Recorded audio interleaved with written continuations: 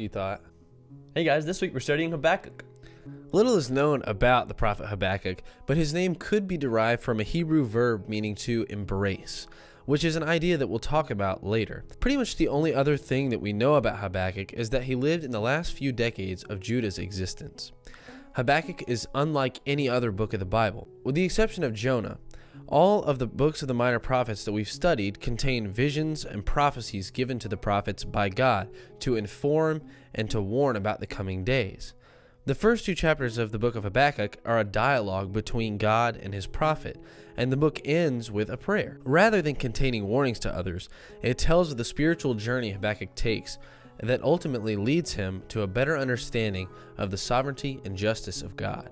And that journey begins through lament because of the question, how can God be good with so much evil in the world? The book opens with Habakkuk complaining to God about being surrounded by injustice and violence, from the common people all the way up to the leaders of the nation. He wants God to make things in Judah better because, as verse 4 says, the wicked surround the righteous, the justice goes forth perverted. God provides an answer in verses 5 through 11, telling Habakkuk that he's raising up a mighty people, the Babylonians, to come in and to take over Judah.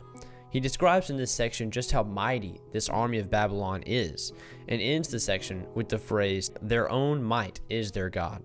This answer doesn't make Habakkuk pleased at all, as verses 12 through chapter 2 verse 1 contain Habakkuk's complaint about God's answer. He sees God's usage of the Babylonians as unjust, since the Babylonians are far worse than Judah in Habakkuk's eyes. He ends this complaint by describing himself as a watchman standing at his post, anxiously awaiting the answer from the Lord.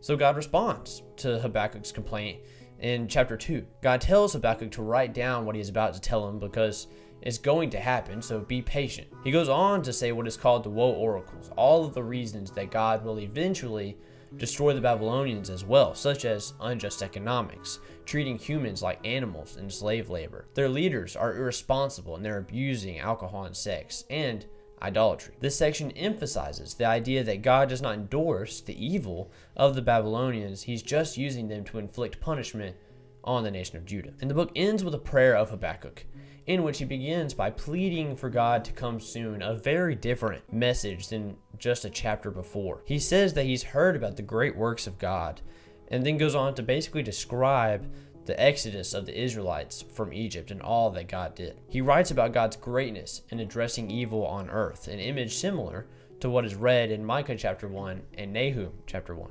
He writes about God's appearance when confronting evil, comparing it to the language seen when Moses was receiving the Ten Commandments from the Lord in Exodus chapters 19 and 20. He goes on to describe how God will save his people from their enemies, just as he did with the Israelites in Egypt, using words that allude back to that very time. The end of the book, Habakkuk 3:17 through 20, read, though the fig tree should not blossom, nor fruit be on the vines, the produce of the olive fail, and the fields yield no food.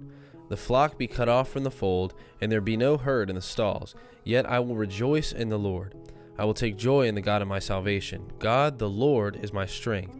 He makes my feet like the deer's. He makes me tread on my high places. Habakkuk begins his journey by questioning God and his justice, confused because God's plan doesn't align with his own, but we see that he ends his journey showing himself to be the epitome of what chapter 2 verse 4 says when it says that the righteous will live by faith. Habakkuk put himself aside. He embraced God's plan rather than his own and put all of his faith in God, something that we should be striving to do today. That's all we have for Habakkuk. We hope you have fun studying this week.